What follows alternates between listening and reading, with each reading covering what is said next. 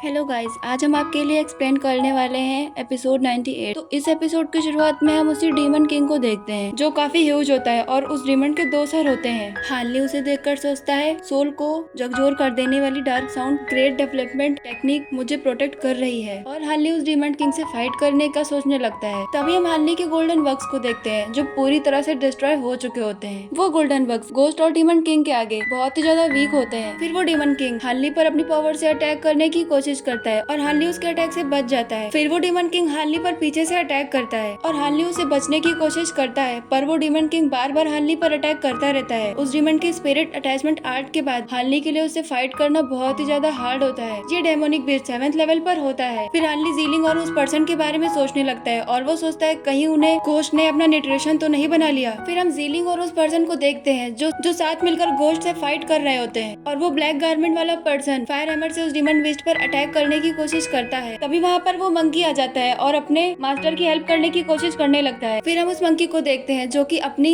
Breathe से ghost की power को ऑब्जर्व करने लग जाता है। नेक्स्ट सीन में हम हार्ली को देखते हैं जो कि उस डीमन किंग से खुद को प्रोटेक्ट करने की कोशिश कर रहा होता है। वो डीमन किंग हार्ली पर फिर से अटैक करता है और हार्ली सोचता है क्या आर्ट अटैचमेंट का यूज इंटलेसली किया जा सकता है। फिर हम उस डीमन किंग को देखते हैं जो कि अपनी फायर पावर का यूज करके हार्ली के चारों तरफ एक ब्लैक फॉग बना देता है और फिर वो ब्लैक फॉग में पीछे से हार्ली पर अटैक करता है। हार्ली उसके अटैक से बच जाता है। फिर वो अपनी 7 सिल्वर स्वॉर्ड का यूज करके उस डीमन बीस्ट पर अटैक करता है। हार्ली अपनी 7 सिल्वर स्वॉर्ड को ह्यूज बना लेता है और उस डीमन किंग पर अटैक करता है। स्वॉर्ड की वजह से डीमन किंग थोड़ा वीक पड़ जाता है। कुछ देर बाद उस स्वॉर्ड का भी उस डीमन किंग पर कोई असर नहीं होता। हार्ली सोचता है इसे डिफीट करना काफी टफ लग रहा है और वो सोचता है बीड मैजिक ट्रेजर का यूज डिफेंस करने के लिए किया जा सकता है। फिर वो उस डीमन किंग को देखता है और वो कहता है ये अपनी बॉडी को न्यूट्रिशन दे रहा है और वो सोचता है इस गोश्त को खुद को कंज्यूम करने के अलावा किसी बात की परवाह नहीं है। फिर हम उस गोश्त को देखते हैं जो कि 3 हेड्स वाला टाइगर डीमन बन चुका होता है और वो दिखने में काफी ज्यादा डेंजरस और ह्यूज लग रहा होता है और वो बहुत ज्यादा पावरफुल भी होता है। हार्ली इस गोश्त को देखकर सोचता है उन तीनों का आपस में पक्का कोई रिलेशन है। ये बात काफी वियर्ड है। वो डीमन किंग पहले से भी ज्यादा पावरफुल बन चुका होता है। डीमन किंग हार्ली को देखकर काफी ज्यादा गुस्से में होता है। हार्ली उसे देखकर बहुत ज्यादा शॉक्ड में होता है और वो काफी सारी चीजें सोच रहा होता है। तभी वो डीमन किंग हार्ली पर अपनी पावर से अटैक करता है और हार्ली उससे बचने की कोशिश करता है, पर हार्ली उससे बच नहीं पाता।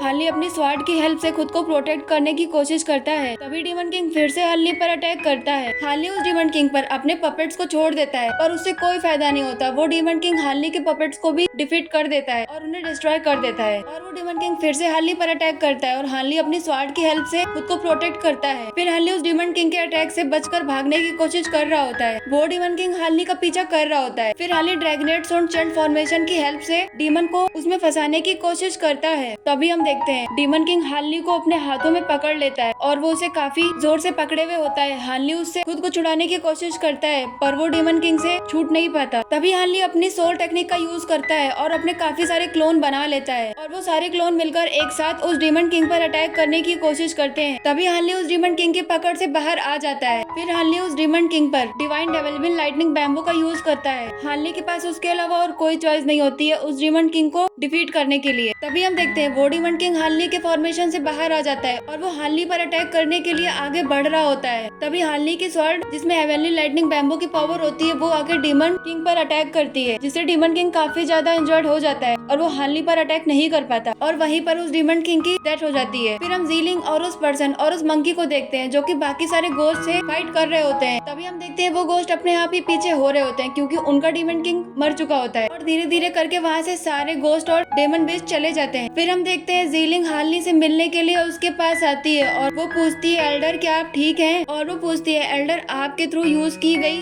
लाइटनिंग में से कौन सा ट्रेजर है? तभी वहाँ पे वो ब्लैक गारमेंट वाला पर्सन आ जाता है। जीलिंग उससे कहती है कि मुझे पता है कि आप एक गर्ल हो, आप अपना चेहरा दिखा सकती हो और वो कहती है कि आपके लिए बेटर होगा कि आप अपनी रियल वॉइस का यूज करें। फिर वो ब्लैक गारमेंट वाला पर्सन जो कि एक गर्ल होती है वो अपना मास्क उतार देती है और वो दिखने में काफी ज्यादा खूबसूरत होती है। उसका नाम युवान याओ होता है। वो कोर फॉर्मेशन के फर्स्ट स्टेज पर होती है। हार्ली युवान को देख रहा होता है। तभी युवान पूछती है एल्डर आप मुझे क्यों देख रहे हैं? हार्ली युवान से कहता है मैं आपको पहले से ही जानता हूँ, हमें मिले 100 साल हो गए और और वो युवान से कहता है कि आपने अपना कोर फॉर्मेशन कंप्लीट कर लिया। तभी युवान थोड़ा सा हिचकिचाने लगती है और वो हानली से कहती है कि मैं वो पर्सन नहीं हूँ जो आप समझ रहे हैं। हानली युवान से कहता है आप चिंता मत करो, मेरा इंटेंशन आपके पास्ट के बारे में पूछने का बिल्कुल भी नहीं है, लेकिन हम 100 साल पहले एक बार मिले थे, मैं तुम्हें पहले से ही जानता हूँ। युवान कहती है कि पर मैं आपको नहीं जानती। तभी हानली उसे याद दिलाता है कि वो उससे कहाँ पर मिला था। वो कहता है हम हेवेनली कैपिटल स्ट्रीट के मार्केट में मिल चुके हैं और आप अपने फेलो यान के साथ और मेरे मार्शल अंकल क्वा से आपने बात की थी। तभी युवान को याद आता है और वो हानली से कहती है heavenly capital street enter gate पर आप 6 कोर स्टेज के पर्सन के बगल में खड़े थे। हानली कहता है मुझे समझ आ रहा है कि उस समय मेरी क्षमता को देखते हुए ये नॉर्मल है कि आप दोनों मुझे अनदेखा कर सकते हो। फिर युवान हानली से सॉरी बोलते हुए कहती है मैंने ये एक्सपेक्ट नहीं किया था कि आप 6 कोर फॉर्मेशन के स्टेज पर आ गए हैं। अब आप काफी स्ट्रॉन्ग हो चुके हैं, घोस्ट मास्टर किंग का भी आपसे कोई मुकाबला नहीं है। फिर हानली सोचता है जब मैं युवान से मिला था तब मैं फाउंडेशन के फर्स्ट स्टेज में था, उसके बाद मैंने काफी ज्यादा हार्ड वर्क किया, इवेंचुअली मैं यहाँ तक पहुँच गया हूँ और वो 100 सालों से ज्यादा कोई कॉन्टिनेशन स्टेज से कोर फॉर्मेशन की स्टेज पर रह सकती है। फिर जीलिंग कहती है एल्डर आप एक दूसरे को जानते हैं, इसीलिए बेहतर होगा कि मैं ये क्लियर कर दूं कि घोस्ट मास्टर किंग के थ्रू छोड़ा गया मैजिक ट्रेजर सीनियर हान का है। और वो युवान से कहती है क्या आप इससे एग्री करती हैं? और वो कहती है जहाँ तक उन घोस्ट के थ्रू छोड़ी गई ये डस्ट की बात है तो उसे घोस्ट डस्ट कहा जाता है। ये डस्ट बहुत ज्यादा रेयर होती है, ये स्पिरिट और सोल सेटिंग में बहुत हेल्प करती है, हम इसे 50-50 में